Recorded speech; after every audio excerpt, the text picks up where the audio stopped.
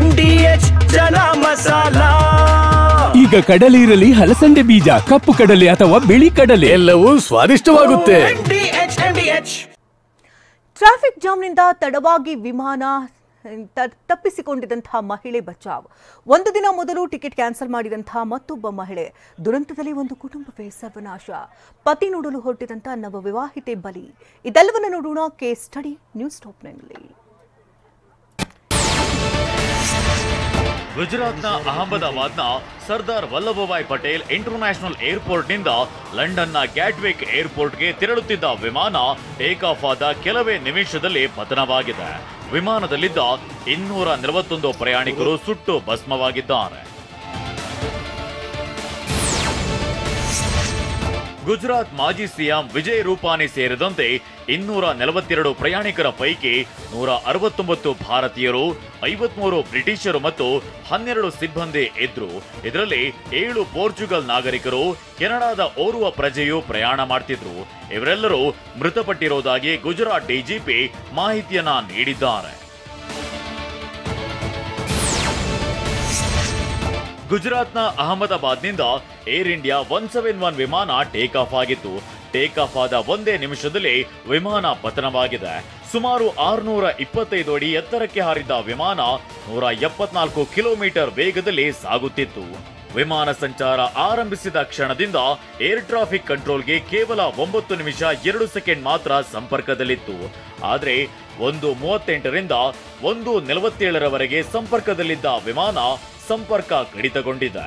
England ಕಾಲಮಾನ ಸಂಜೆ 6:25ಕ್ಕೆ ಲಂಡನ್ನ ಏರ್ಪೋರ್ಟ್ಗೆ ತಲುಪಬೇಕಿತ್ತು. 6859 ಕಿಲೋಮೀಟರ್ ದೂರ ಕ್ರಮಿಸಬೇಕಿದ್ದ ವಿಮಾನ ಟೇಕ್ ಆಫ್ ಆಗ್ತಿದ್ದಂತೆ ಸುಟ್ಟು ಕರಕಲಾಗಿದೆ.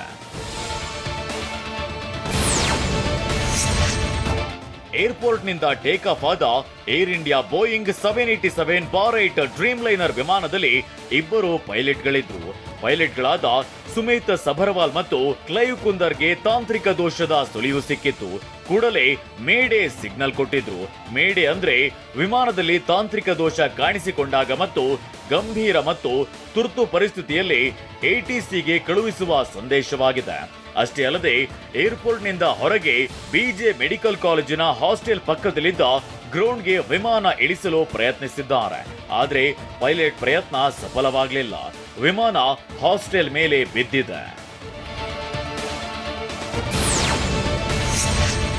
ವಿಮಾನದಲ್ಲಿ ತಾಂತ್ರಿಕ ದೋಷ ಕಾಣಿಸಿಕೊಳ್ತಿದ್ದಂತೆ ಏರ್ಪೋರ್ಟ್ಗೆ ಹತ್ತಿರದಲ್ಲಿದ್ದ ಹಾಸ್ಟೆಲ್ಗೆ ಬಂದಪಡಿಸಿದೆ. ವಿಮಾನ ಬೀಳ್ತಿದ್ದಂತೆ ಕಟ್ಟಡದ ಇಡೀ ಚಿತ್ರಣ ಬದಲಾಗಿದೆ.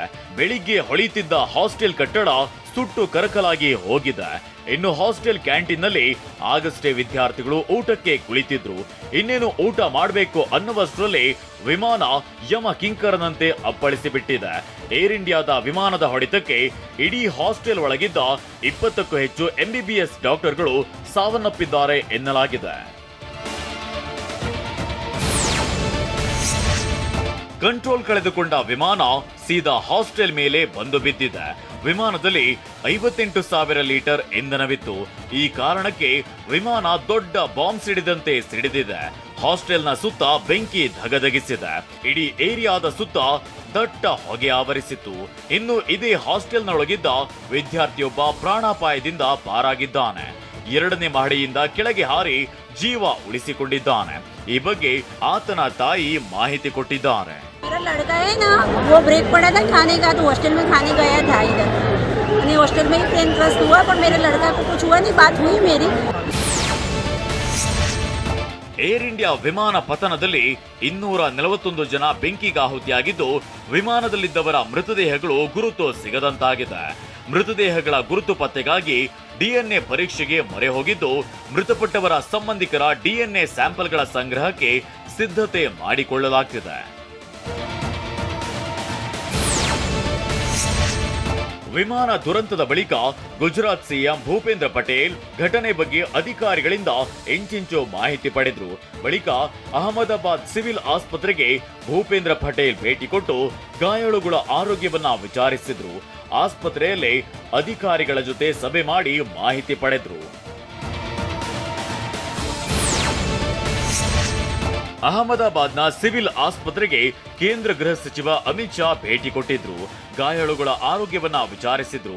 ಇದಕ್ಕೂ ಮುನ್ನ ದುರಂತದ ಸ್ಥಳಕ್ಕೆ ಆಗಮಿಸಿ ಪರಿಶೀಲನೆ ನಡೆಸಿ ಅಧಿಕಾರಿಗಳಿಂದ ಮಾಹಿತಿ ಪಡೆದ್ರು. ಈ ವೇಳೆ ಮಾತನಾಡಿದ ಅಮಿತ್ ಶಾ, ಏರ್ ಇಂಡಿಯಾ ವಿಮಾನ ದುರಂತ ದುರಾದೃಷ್ಟಕರ. ವಿಮಾನ ಪತನದ ಬಗ್ಗೆ ಈಗಾಗಲೇ ತನಿಖೆ ನಡೆಯುತ್ತಿದೆ ಅಂತ ಹೇಳಿದ್ದಾರೆ. ವಾಹ್, ಯಾಕೆ ಈಗ ಬಂತ ಸ್ವಾದ? ಖಂಡಿತ ಈಗ ಬಂತು ಅಸಲಿ ಸ್ವಾದ. MDH chunky chaat masala life ಅಲ್ಲಿ ಅಸಲಿ ಸ್ವಾದ ತರುತ್ತೆ. ಅಸಲಿ ಮಸಾಲ, ಎಸ್ ಎಸ್ MDH.